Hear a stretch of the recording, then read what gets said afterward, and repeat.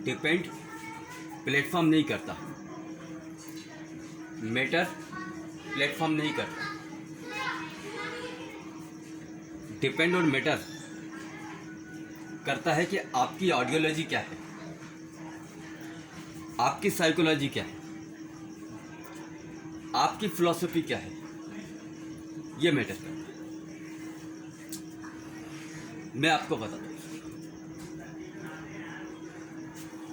क्या आइडियोलॉजी, क्या साइकोलॉजी, क्या फिलॉसफी, क्या मैथ्स, क्या केमिस्ट्री, क्या फिजिक्स, क्या इंग्लिश, जितना जो कुछ भी पढ़ा है ना सर, जितना जो कुछ भी देखा है, आज सबका एक घोल बना के एक आहुति दे दी है सर, एक आहुति आज इसकी दे दी है। क्योंकि लाइफ का यू टर्न आपको दस्तक दे चुका है सर, लाइफ के यू टर्न की एंट्री आपकी लाइफ में हो चुकी है सर।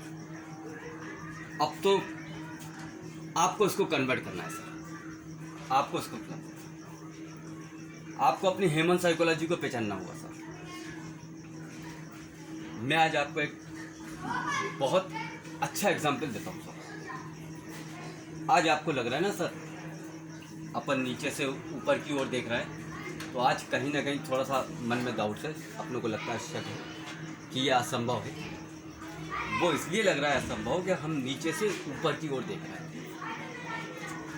जब ऊपर से नीचे की ओर देखेंगे ना, तो यही हमको संभव लगेगा। जब हम अपने टारगेट को अचीव कर चुके होंगे, जब हम पहुँच चुके होंगे, तो वही चीज़ हमको असंभव से संभव लगने लगेगी, जो अभी संभव से असंभव लग रही है। लगने क्या लगेगी, तब तक तो अपन उसको कर चुके हैं। आज मैं आपको एक बहुत अच्छा एग्जाम्पल देता हूँ, क्योंकि दिन आज मंगलवार का है।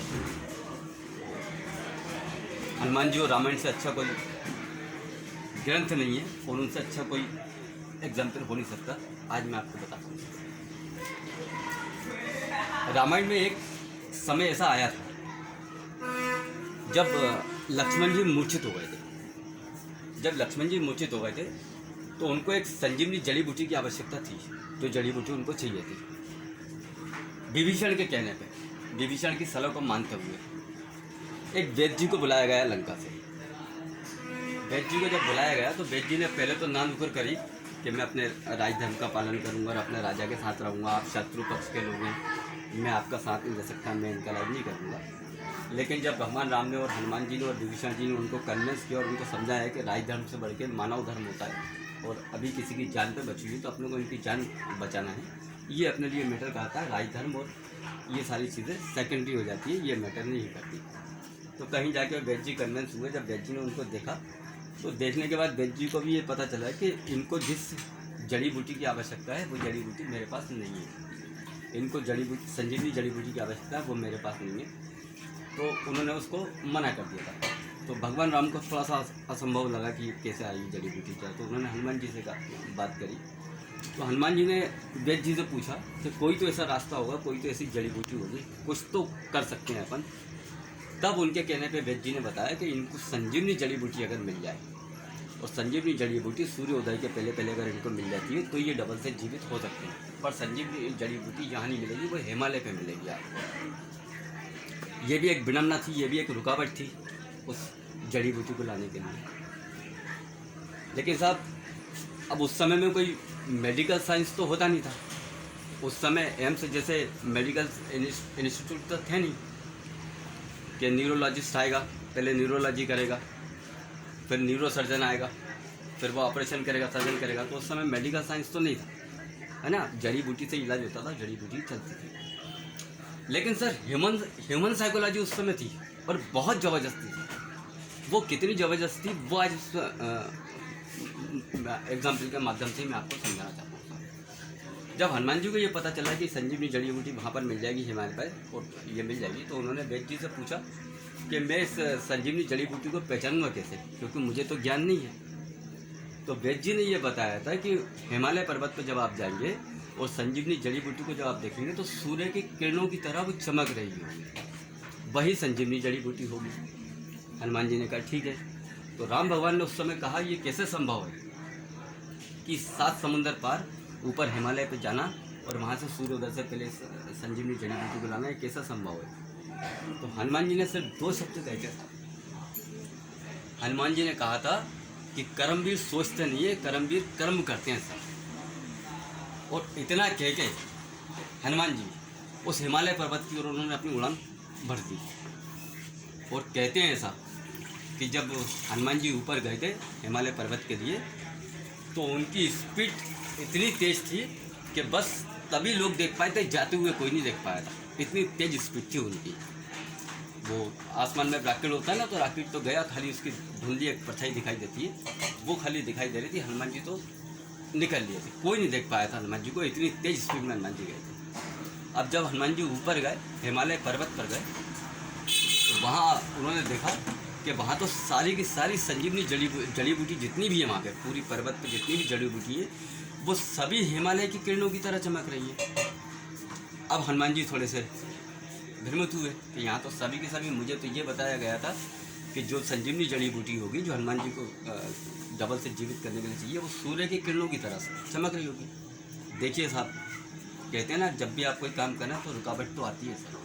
नीचे भी आई, पहले वैद्य जी ने मना किया, ऊपर भी हनुमान जी को संजीवनी जड़ी बूटी में आई। लेकिन उस समय जिस ह्यूमन साइकोलॉजी की बात कर रहा हूँ, हनुमान जी की मन की शक्ति जो थी, वो उन्होंने कितनी जागृत कर रखी थी।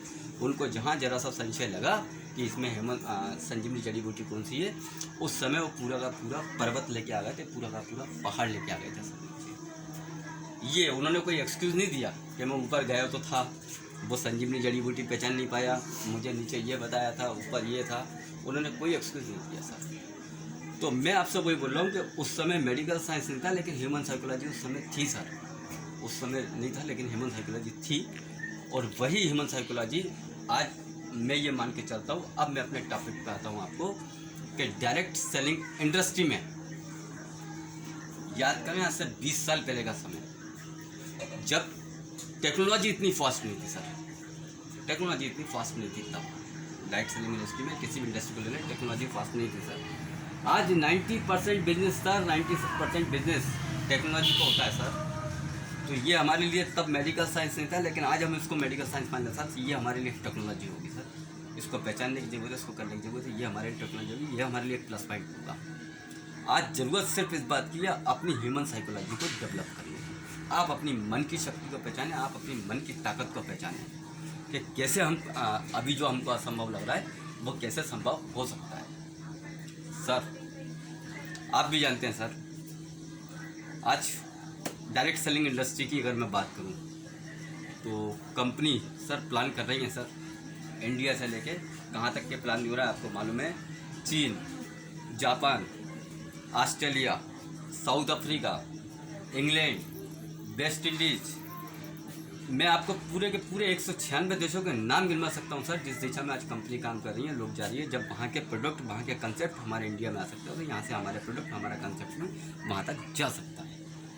ये संभव असंभव जो आज इसलिए लग रहा है कि हम अपने ऊपर तक अभी पहुँचे नहीं हैं, हमने उसको देखा नहीं है। जिस दिन हम वहाँ पहुँच जाएंगे, उस दिन से हमको नीचे की ओर यह संभव नहीं है। इतना ही मैं आपसे बोलना चाह रहा था। ये एग्जाम्पल मैं आपको इसलिए दिया था, मन की शक्ति को अपने पहचाने और अपनी आइडियोलॉजी, आपकी आइडियोलॉजी क्या है, आपकी साइकोलॉजी क्या है, आपकी फ़िलॉसफी क्या है, इन सब का एक इंफ्रास्ट्रक्चर तैयार करिए सर।